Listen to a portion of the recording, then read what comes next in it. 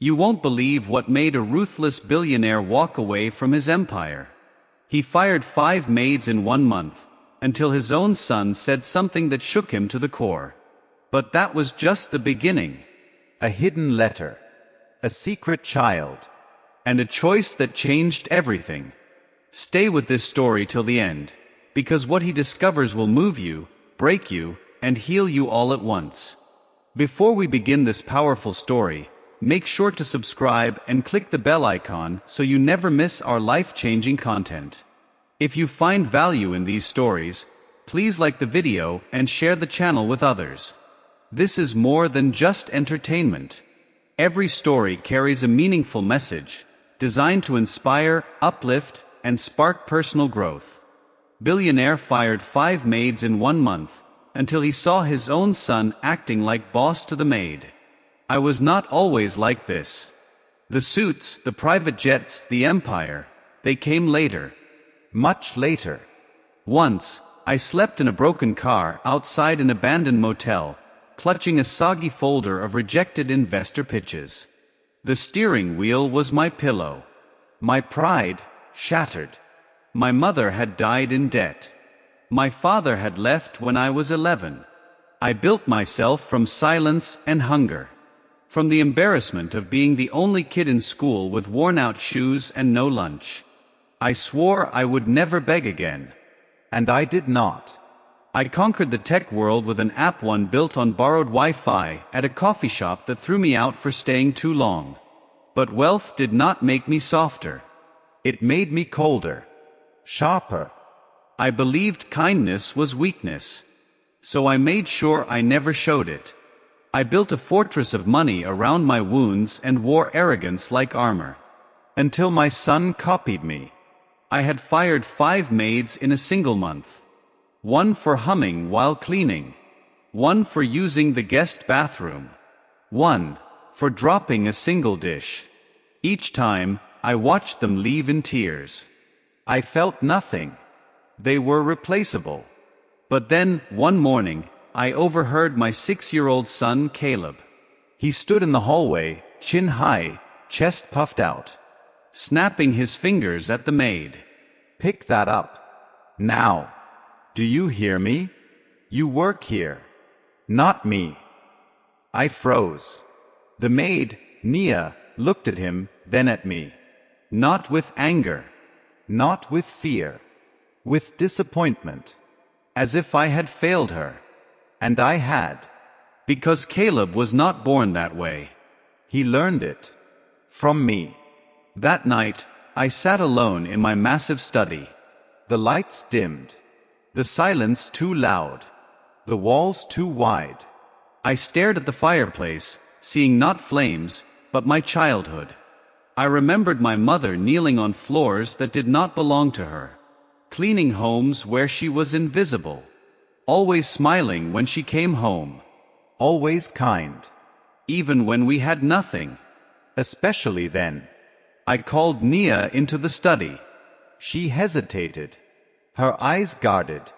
She had been with us the longest. Nearly 3 months. A record. You can sit, I said, trying to soften my tone. She did not. Just stood there. Strong. Still. I need your help, I said. She raised an eyebrow. My son is becoming someone I am ashamed of. I swallowed hard. The words scraped against my pride. I want to change that. I want him to learn better. She finally spoke. Then start with yourself. I looked at her. She did not flinch. I expected her to be angry. But her voice was calm. Like a teacher. Or a mother. I grew up in a house, she continued, where we cleaned for people like you. Rich, impatient, rude. My mom always said, they do not know better. But you do. So be better. A pause. That boy is not bad. He is just watching. What are you showing him? That night, I did not sleep. Not out of stress. But shame. Real, gnawing shame. And a strange kind of awakening. Like someone finally opened the windows in a dusty room I had lived in too long. The next morning, I took Caleb's hand and walked him to the kitchen, where Nia was cleaning the counter. He hesitated.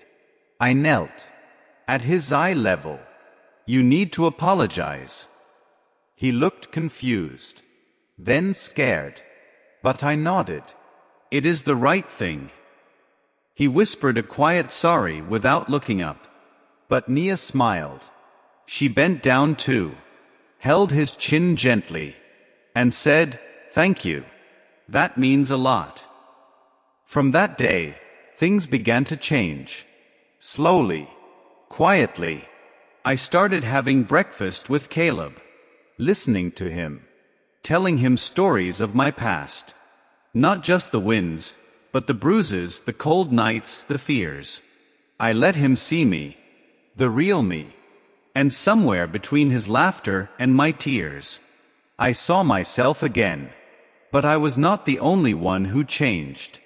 Nia started reading to Caleb at night, taught him to tie his shoelaces, helped him write little notes of gratitude for the chef, the driver, the gardener. One evening, I saw him hand Nia a folded card. Scrawled in crooked letters were the words, "Thank you for being kind when I was not." I looked at her. Her eyes welled up, but she blinked it away and smiled. And in that moment, I realized something. She was not just a maid. She was a mirror, a reminder of what mattered.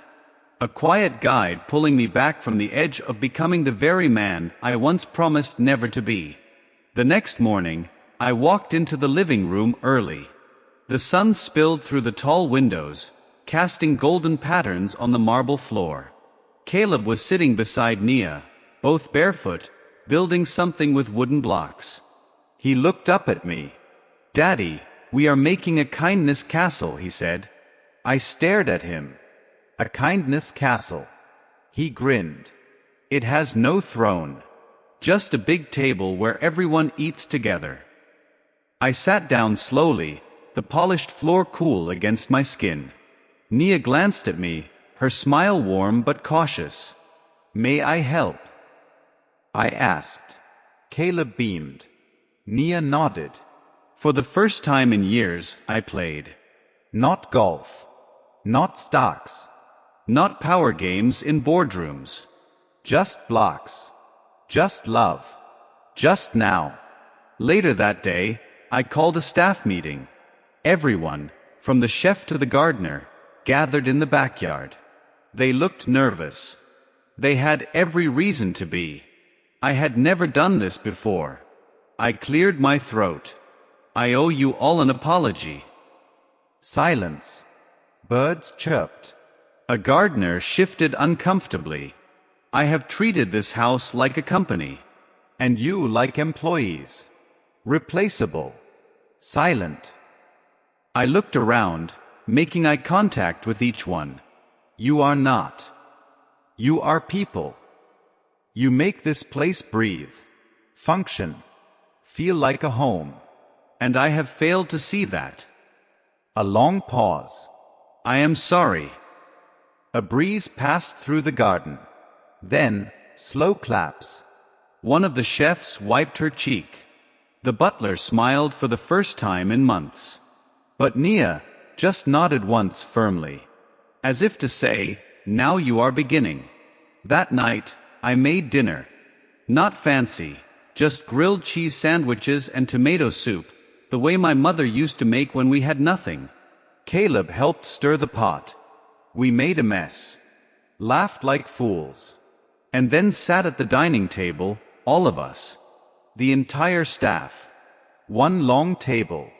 No uniforms. No titles. Just people. Just a kindness castle. After dinner, Nia stayed back to help clean, but I stopped her. "You cooked," I said. "Barely," she smirked. "I will clean." She watched me, arms folded. Then she asked something simple. Something no one had asked me in years. "Are you happy?" I hesitated. The room quiet. The only sound was the soft drip of the faucet. I do not know, I admitted. But I feel lighter. She nodded. That is a start. Then she handed me a photo. Old. Faded. Of a woman. Smiling. Dust on her cheeks. Wearing a maid's uniform. That is my mother, she said. She worked her whole life so I could stand in front of you today and not bow. I held the photo gently. She looked just like Nia. Eyes full of pride. Hands full of work. She died last year, Nia added, voice steady. But I know she would be proud. Not because I work for a billionaire, but because I helped one remember who he was. Her words hit like a soft thunder. Not loud, but impossible to ignore. I looked at her. At her strength. At her grace. At her truth. And for the first time since becoming rich, I felt wealthy. But this was not the end of the transformation. It was only the beginning. Because the next morning, a letter arrived. One that would shake everything again. From someone I had not seen in over a decade. The name on the envelope. The name on the envelope stopped me cold. Isabel. The woman I once loved, and left, before all of this began. Before the suits, the cars, the empire. I had not heard from her in over 10 years. Not since the night I walked out, promising her I would make something of myself. She had begged me not to lose myself chasing shadows.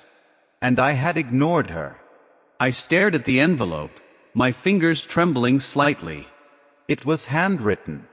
No return address. Just her name. Delicate cursive. Still the same. I walked to my study, closed the door behind me, and sat down slowly. My heart pounded. As I opened the envelope, the scent of lavender rose faintly from the paper, the scent she used to wear. Her words were like soft rain on a dry soul. I saw you on the news last week. A headline about another company you bought. You looked powerful, but not at peace. I do not write to reopen old wounds. I write because I believe deep down, you are still the man I once knew. My chest tightened. Do you remember that night on the bridge? When you told me your dream was never to be rich, but to build something that made life better for others? You had so little then, but your heart was full. I did remember. Every word. Every breeze. The way the stars shimmered above us like they had been listening too. I hope you have not forgotten him. Because the world needs men like that now more than ever. I do not want anything from you. Just this. Remember who you were before the world told you who to be. The letter ended there. No phone number. No address. Just her initials. I am. I closed my eyes. That bridge. That moment. That boy I used to be. He felt so far away. But maybe not lost. A knock came at the door. Nia peeked in. Everything all right? She asked. I nodded slowly, standing up, holding the letter carefully. There is someone I need to find, I said quietly. Someone who once saw the best in me, before I had anything to offer. Nia smiled gently. Then go find her. She paused at the door. But bring the man you are becoming, not the man you were. Her words lingered in the room like a song I had not heard in years. I folded the letter and tucked it into my jacket pocket. Downstairs, Caleb was chasing sunlight in the garden. Laughing. Living. The staff, my family now, waved at me as I passed by.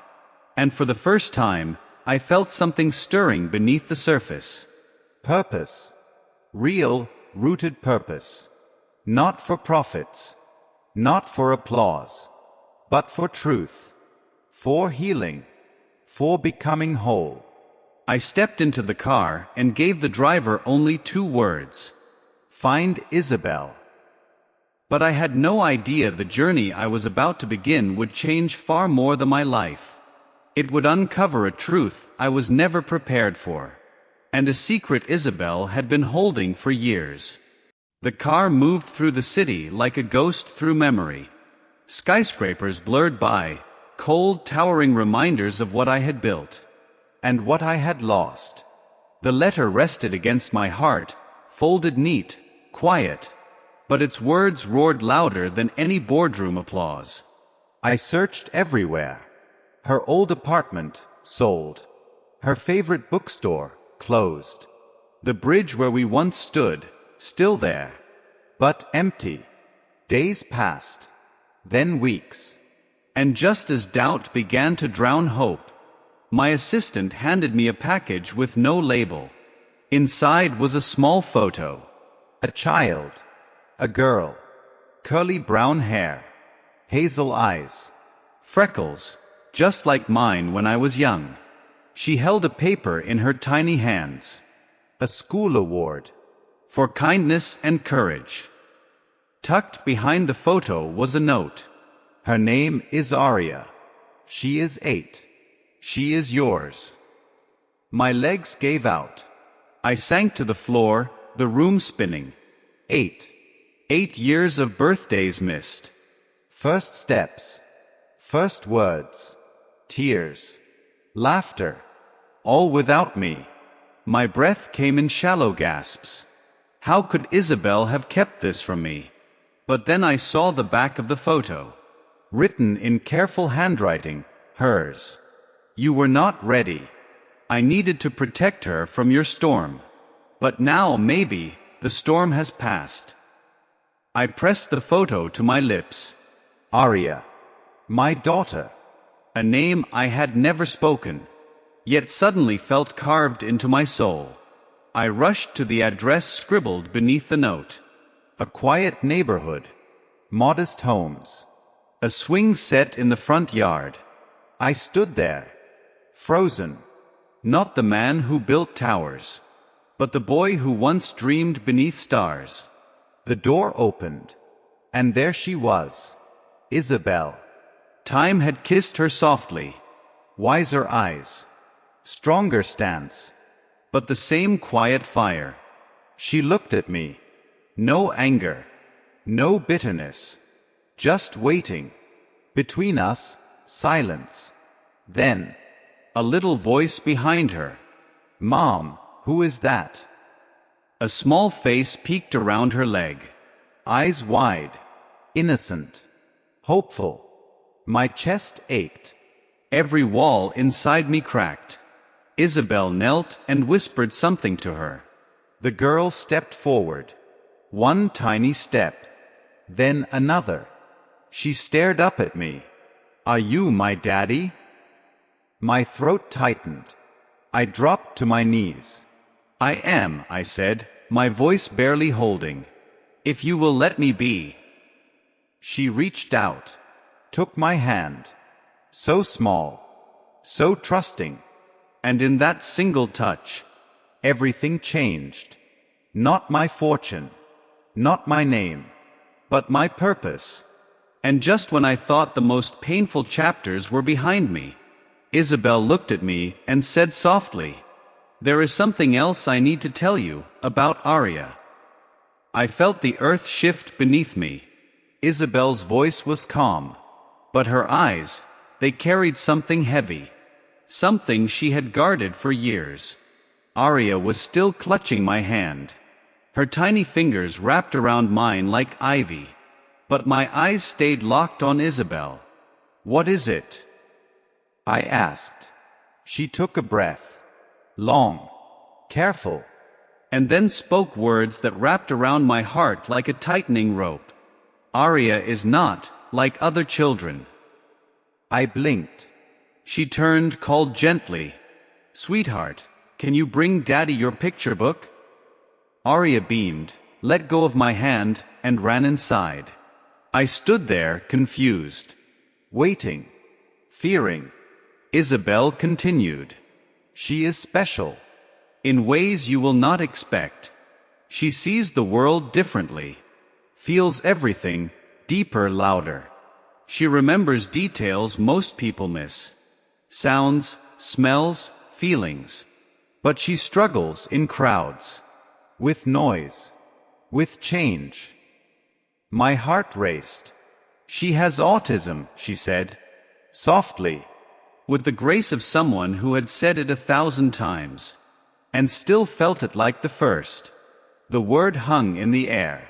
Not like a sentence. But like a truth. A part of her. Not a flaw. Not a weakness. Just her. I sat down on the porch step. Not because I was overwhelmed. But because I needed to ground myself before I spoke. She is my daughter, I said. Each word clear. Certain. Alive with conviction. I do not care what label the world gives her. She is mine. And I will spend every day learning how to love her right. Isabel's eyes filled. But she held the tears. Not because she needed to be strong. But because she had already been strong for too long. Arya returned, holding a tattered book with crayon drawings. She plopped down next to me. Opened the book. This one is my favorite, she said, pointing at a sketch of a tall tree. And a stick figure with wild hair underneath. That is me, she said proudly. I smiled. And who is this next to you? I asked, pointing to the second figure. Her answer melted something in me. That is the daddy I dreamed of. I could no longer hold back the tears. I wrapped my arm around her gently, careful not to overwhelm, and said, "Then I guess your dream came true." But I knew this was only the beginning. Being a father would take more than love. It would take patience, understanding, presence. The kind of wealth I had never invested in before. That night, I stayed for dinner. We ate spaghetti on mismatched plates, laughed over spilled juice, talked about butterflies and favorite colors. And for the first time in my entire life, I felt rich in a way that had nothing to do with money. When I kissed Arya goodnight, she wrapped her arms around my neck. "Will you come back tomorrow?" she whispered. I looked at Isabel. She gave a small nod. A silent blessing. I smiled. "I will come back every tomorrow if you want me to." She giggled. "Then forever," she said. And just as I turned to leave, Isabel followed me to the door, pulled something from the drawer, and handed me an old key. "This was my mother's," she said. "She always told me, the heart you open with love will never lock again." But before I could respond, my phone buzzed. A message from the board. Urgent, investor crisis. Your presence needed. Immediately. I looked at the screen, then at the house, then at Isabel. Her face changed. Because she had seen this before. The world pulling me away from what truly mattered. And in that split second, I had to choose. My hand clenched the phone. The screen's light glared like a warning. Investor crisis. Urgent. Now. The old me would have already been in the car. Tie adjusted. Mind racing with numbers. Heart locked in a vault. But I was not that man anymore. At least, I prayed I was not. I looked at Isabel. At her guarded eyes.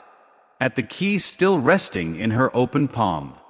Then I looked at the doorway behind her, where Arya had left her shoes. One upright. One on its side. Like the world she was still learning to balance. "I cannot lose this," I whispered. Isabel tilted her head. "You do not have to. But you cannot live in two worlds forever. You must choose where home really is."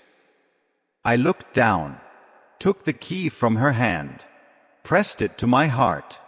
"I will fix this. One last time. And then I will come back, not as a visitor, but as someone who stays." Her voice was soft. But promises mean nothing if they always follow goodbyes. The words struck deep, not as blame, but as truth. Still, I turned toward the car. Not to run, not to escape, but to close a chapter one had left open for far too long. The city skyline flickered in the distance. Sharp, cold, unforgiving. But I had changed. I no longer saw buildings. I saw time. And how much of it I had wasted chasing things that never hugged me back. At headquarters, the boardroom buzzed like a hive of panic. Stocks are dropping. We need your signature. The media's circling. They say you are distracted. I stood at the head of the table, looked around. The men I had once fought to impress now looked like strangers. I picked up the pen. Then slowly, I placed it back down. I am selling my shares. Gasps filled the room. Voices rose like a storm. Questions flew like knives. You built this company. You cannot walk away. You will lose everything. I straightened my back. No, I said. I am about to gain everything. I left the boardroom in silence. Stepped into the elevator. And as the doors closed, I let out a breath I had been holding for 10 years. On the way back, I stopped at a florist. Picked out sunflowers, Isabel's favorite, and a small white tulip for Aria. As I turned onto their street, I saw something that stopped my breath. A police car parked outside their house, its lights spinning red and blue into the night. I slammed the brakes. Ran. My heart thundered. My lungs burned. I reached the porch just as a medic stepped out with a small backpack. Isabel was standing at the doorway. Her face pale. Eyes wet. She is okay, she said quickly, holding up her hands. Just a scare. She had a meltdown at school. They could not calm her down. So I brought her home. I stepped inside. The house was quiet. Too quiet. Then I saw her. Aria. Curled under the kitchen table. Her tiny body trembling. Hands over her ears. Eyes shut tight. I got on my knees. Slow. Gentle. Aria, I whispered. It is Daddy. No response. Just breathing, fast, shallow. I laid down on the floor beside her. Not reaching.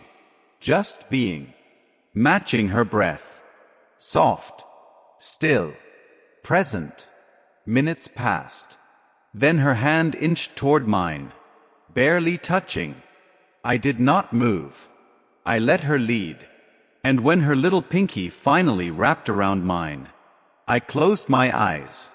Because I knew this was the most important deal I would ever make. And I had said yes. But outside that moment of stillness, another storm was gathering. Because the media had followed me.